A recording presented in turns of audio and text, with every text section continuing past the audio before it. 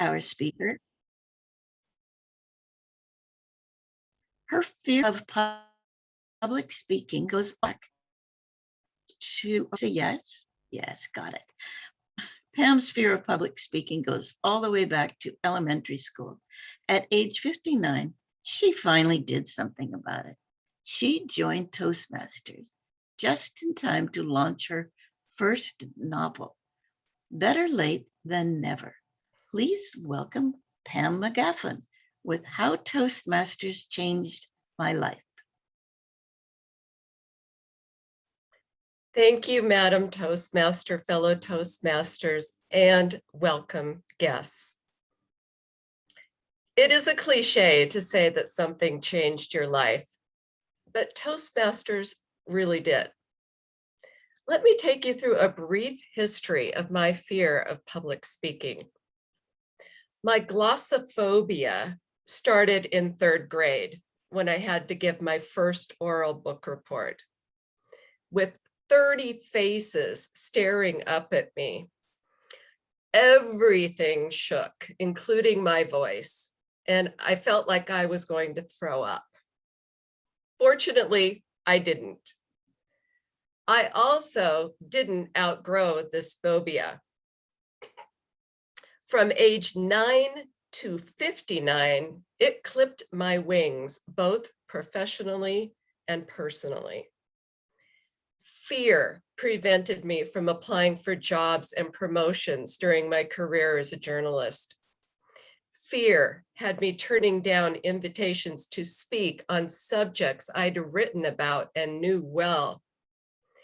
Fear made me sleepless before I had to give a presentation to more than 10 people. Fear even made me reluctant to attend events and parties with people I knew. You are looking at a woman who needed a beta blocker to get through her own wedding. Underlying all this fear is the fear of being judged, and it's as old as humankind. In our prehistoric days, to be cast out of the tribe meant certain death. Ironically, fear of public speaking is more common than our fear of death or even spiders. In fact, nearly 3/4 of us experience some level of fight or flight when we have to talk in front of an audience. Fortunately, there's Toastmasters. Since 1924, Toastmasters has helped millions of people overcome their fear and develop communication and leadership skills. Among its illustrious alumni, comedian Tim Allen, former presidential press secretary James Brady, and Leonard Nimoy, better known as Spock. That's just 3 on the long list of politicians, performers, entrepreneurs, astronauts, athletes, and authors. See, I finally joined Toastmasters when I became an author 3 years ago. Yes, I waited until I was almost 60 and had to give another book report. The stakes were much higher this time. I would be talking about my first novel to 100 people at my local bookstore. I will show you a photo from that event.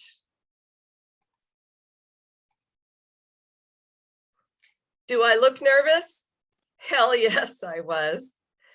But thanks to Toastmasters and my lovely club, Notable Northgaters, I didn't freeze up or throw up.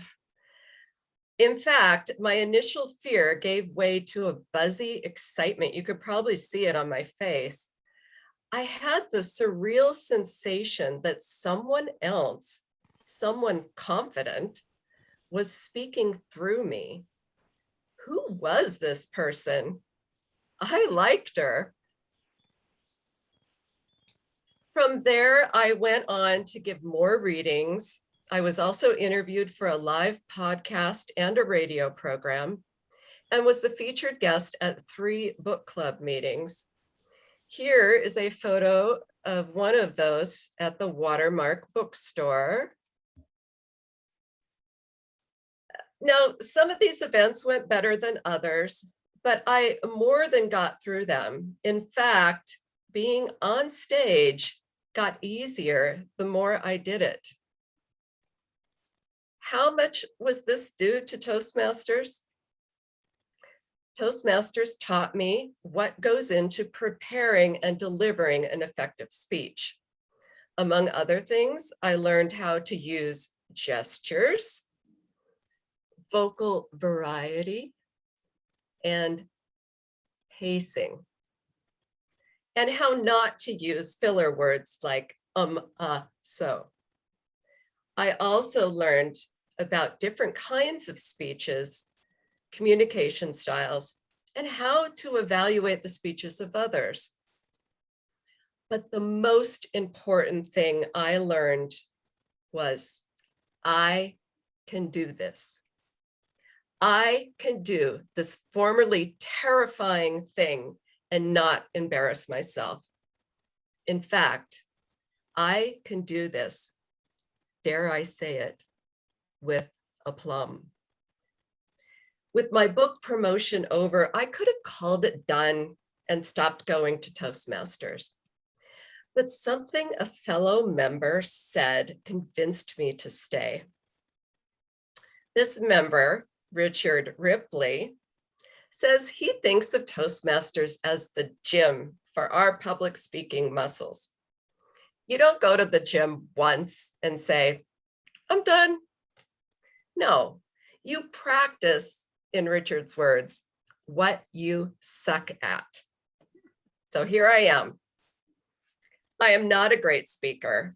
I still get nervous. I still stumble over words, but I don't panic and I don't get nauseous. I have more confidence and I'm more willing to speak up and take on responsibilities in every area of my life. Yes, I'd still rather sit out parties. I am an introvert after all, but I might be willing to host my own party down the road. Maybe when my second book comes out.